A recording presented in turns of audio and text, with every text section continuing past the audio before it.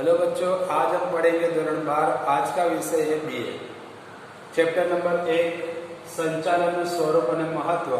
आज हम जो पढ़ने वाले हो क्या है, संचालन की विविध सपाटियों। तो संचालन किसे कहते हैं हमने इससे पहले भी वीडियो में देखा है, और आज फिर हम लोग देखते हैं कि संचालन जो होता है काम, ये काम को किस तरीके से किया जाए। तो काम करना कोई बड़ी बात तो है नहीं, लेकिन मुश्किल भी है कि अगर एक इंसान अगर काम करता है तो वो अपने हिसाब से काम कर लेगा, और उसको जो भी परेशानी होगी वो अकेला उसको दूर करने की कोशिश करता है। लेकिन जब काम बढ़ता है तो काम के साथ साथ में उसके ऊपर जिम्मेदारियां भी बढ़ जाती है, जिसकी वजह से वो काम के ऊपर पूरा ध्यान नहीं दे पाता। तो काम को अंजाम देने के लिए वो क्या करता है कि दूसरे कर्मचारियों को काम के ऊपर रखता है, जिसकी वजह से वो काम को आसानी से पूरा कर सके। तो यहाँ हम लोग को दिया ही है कि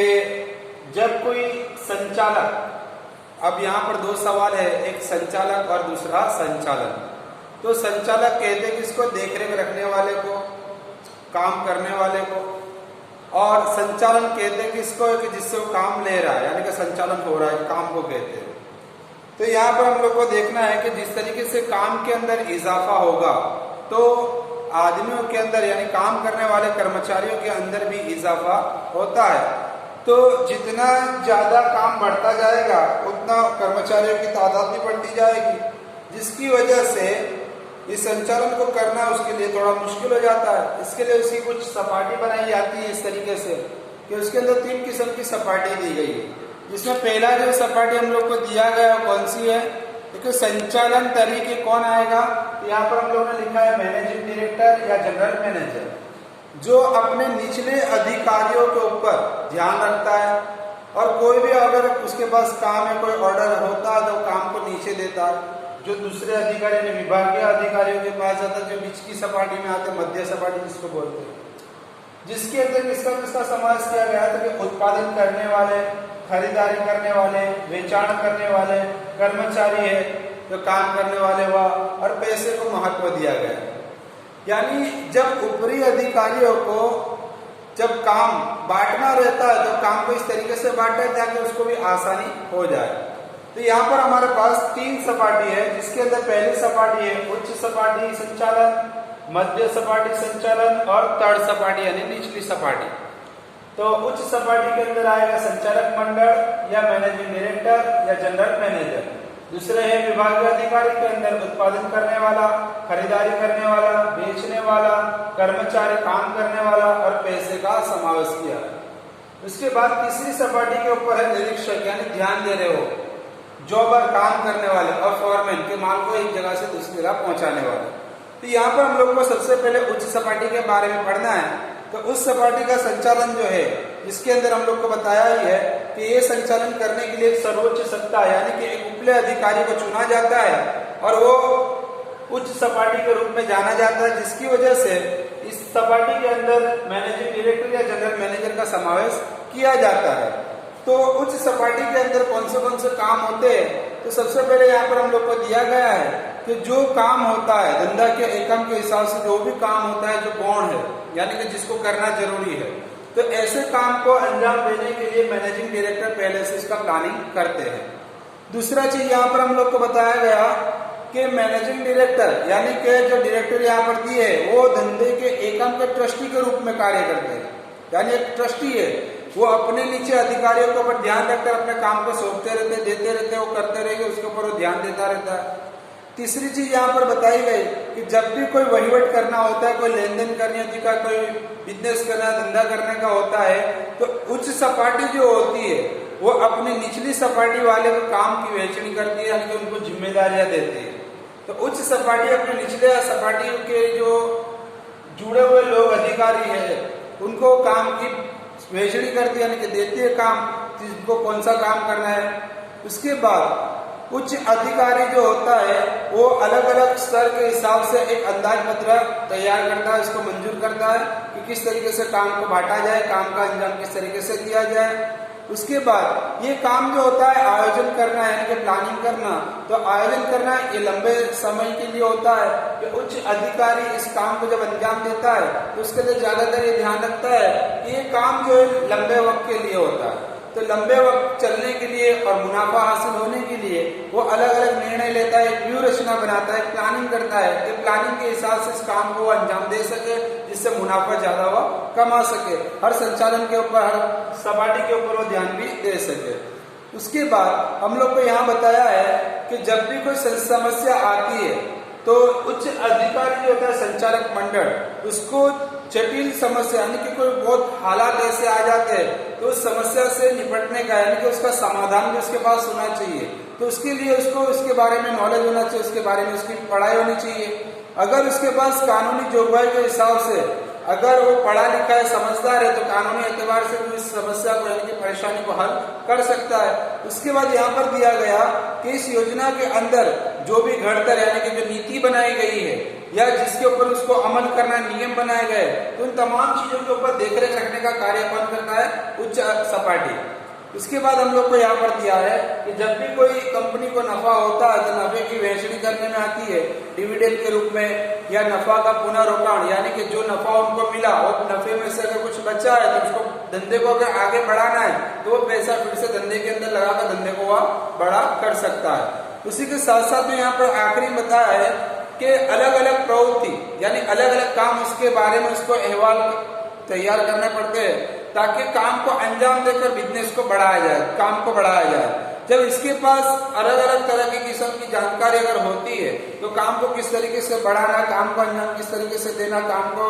यानी कि नफा किस तरीके से हासिल करना ज्यादा, तो तमाम चीजों के बारे में उसको अभ्यास करना जरूरी है और तमाम चीजों की जानकारी निचले अधिकारी तक पहुंचानी भी जरूरी होती है। उसके बाद हमारे पास दूसरी सपाटी यहाँ पड़ती है मध्य सपाटी। तो मध्य सपाटी का संचालन क्या करता है कि मध्य सपाटी का जो संचालन है वो अपने ऊपरी अधिकारी और अपने निचले अधिकारी के बीच में है, यानी ऊपरी अधिकारी से जो भी ऑर्डर आता है उसका वो पालन करता है और पालन के एतबार से जो काम उसको नीचे के अधिकारी को देना होता है उस काम को बिक्री कर देता है, यानी कि वो काम को बेच देता है, जिसकी वजह से ऊपरी अधिकारी और निचले अधिकारी के बीच की एक कड़ी है, यानी कि दोनों को जोड़ने वाली कड़ी जो अगर कोई है तो विभागीय अधिकारी यानी कि मध्य सपाटी है, क्योंकि उपले अधिकारी और तट सपाटी दोनों को आपस में जोड़ने का काम कौन करता है? मध्य सपाटी। जिसके लिए यहाँ बताया गया हम लोगों को कि इस सपाटी के अंदर किसका समावेश किया गया, तो इसके अंदर बताया गया उत्पादन, खरीद, वेचाण, कर्मचारी, नाणा, इन तमाम चीजें अधिकारियों को इसके अंदर समावेश किया गया है। अब बीज सपाटी का काम क्या है, बीज सपाटी कौन कौन से काम करती है, तो हम लोग को यहाँ पर दिया ही है कि बीज सपाटी जब ऊपरी अधिकारी यानी कि उच्च सपाटी से अगर कोई हुक्म आता है, कोई ऑर्डर आता है, कोई काम आता है, तो निचले अधिकारी को उसको अधिकार के ऊपर आने के बाद उसके सूचनाओं का अमल करता है, यानी कि उसकी बात को सुनता है, काम को अंजाम देना तो काम को शुरू करता है। उसके बाद वो अंदाज पत्र तैयार करता है, उसके बाद मंजूरी यानी कि अंदाज पत्र तैयार करने के बाद कि उसने एक बजट तैयार कर लिया, उस बजट के हिसाब से फिर से वो अपने ऊपरी अधिकारी के संचालक मंडल को अपनी मंजूरी देता है कि इस तरीके का उसने बजट बनाया हुआ। उसके बाद हर चीजों को ध्यान में रखकर नीति, नियम, जो भी परेशानी है, तमाम चीजों को ध्यान में रखकर वो अपनी एक रणनीति बनाता है, अपना एक प्लानिंग करता है, जिसकी वजह से उसको योग्य मार्गदर्शन उच्च अधिकारी की तरफ से मिलता है। उसके बाद हम लोग को यहाँ बताया कि अगर कोई प्रवृत्ति ऐसी हो जो कार्यदक्ष यानी कि असर करता है वर्ग में, यानी कि ऐसी कोई काम हालात ऐसे आ जाए जिसके अंदर उसको रुकावट आती है, तो अपने उच्च अधिकारी से वो मशवरा लेकर भी उस काम को अंजाम देता है। उसके बाद वो अपने कर्मचारी यानी जिसके अंदर जितने निचले अधिकारी है उनको और उसके साथ में जो भी काम करने वाले उनको, उन तमाम के अंदर एक उत्साह बढ़ाता है, यानी कि जुस्सा बढ़ाता है, हौसला बढ़ाता है, जिसकी वजह से काम को वो अच्छे तरीके से कर सके। क्योंकि कंपनी का जो दारोमदार है, काम का जो दारोमदार है वो कर्मचारी है, क्योंकि कर्मचारी को जितना प्यार से मोहब्बत के साथ उसके अंदर जितना उत्साह लाएंगे, जितना जुस्सा लाएंगे, तो काम को उतना सही से, उतना आसानी से और जल्दी से करते हैं, जिसकी वजह से उसका मुनाफा किसको मिलता है? कंपनी को मिलता है। और हर अन्य अधिकारियों के साथ में वो हमेशा कांटेक्ट के अंदर रहता है, संपर्क में रहता है, यानी कि वो हमेशा एक दूसरे के हालचाल पूछता रहता है, भाई काम कहाँ तक पहुंचा, किस तरीके से पहुंचा, काम कितने दिन में खत्म हो जाए, तमाम चीजों की जानकारी अपने पास में रखता है, यानी हमेशा अपने दूसरे कर्मचारियों के साथ में जोड़ बनाए रखता है। उसके बाद जो भी काम हो रहा है उसके अंडर में, या उसके निचले हिस्से में, तो उसके ऊपर वो ध्यान देता है। उसके बाद वो जो भी देखरेख करता है या तो जो भी माहिती जानकारी हासिल करता है उसका अर्थघटन करके उसको ध्यान में रखकर अपने उच्च सपाटी को वो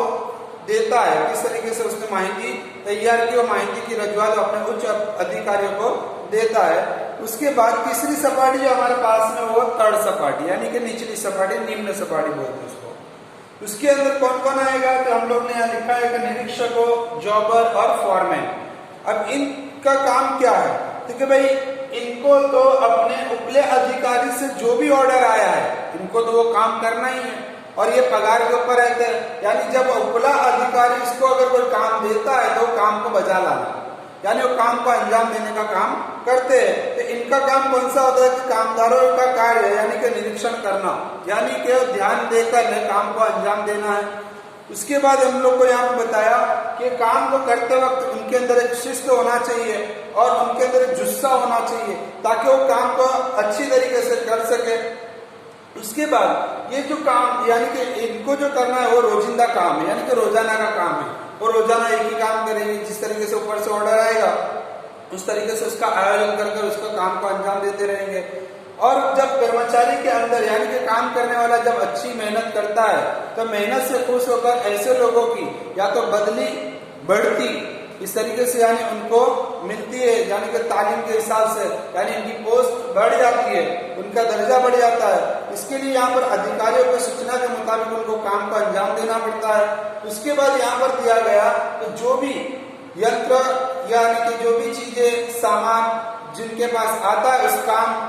सामान को सही से इस्तेमाल करके उसका अंजाम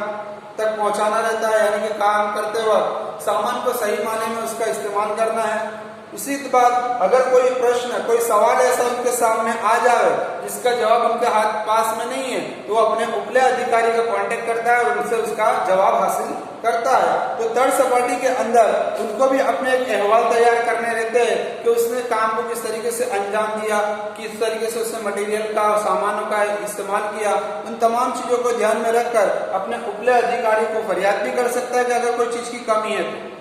सामान है तो काम कर दे देगा, लेकिन अगर कोई चीज की कमी है तो वो अपने निचले यानी कि उपले अधिकारी को उसके बारे में जानकारी भी देगा, यानी फरियाद करेगा, सूचना देगा कि भाई हमारे पास ये सामान नहीं है, आप इसकी सहूलत कर दे ताकि हम काम को अच्छे से अंजाम दे सके। यानी इस तरीके से ये जो सपाटी है संचालन के अंदर की एक कड़ी है कि अगर उच्च सपाटी के साथ में मध्य सपाटी और निम्न सपाटी अगर जुड़ जाए तो काम को अंजाम देना आसान हो जाता है। यानी जितना ज्यादा काम उस तरीके से काम को बांटा जाता है और उस बांट कर अगर काम को अंजाम दिया जाए तो ये आसानी से काम को निपटाया जा सकता है और इससे ज्यादा मुनाफा भी हासिल किया जा सकता है और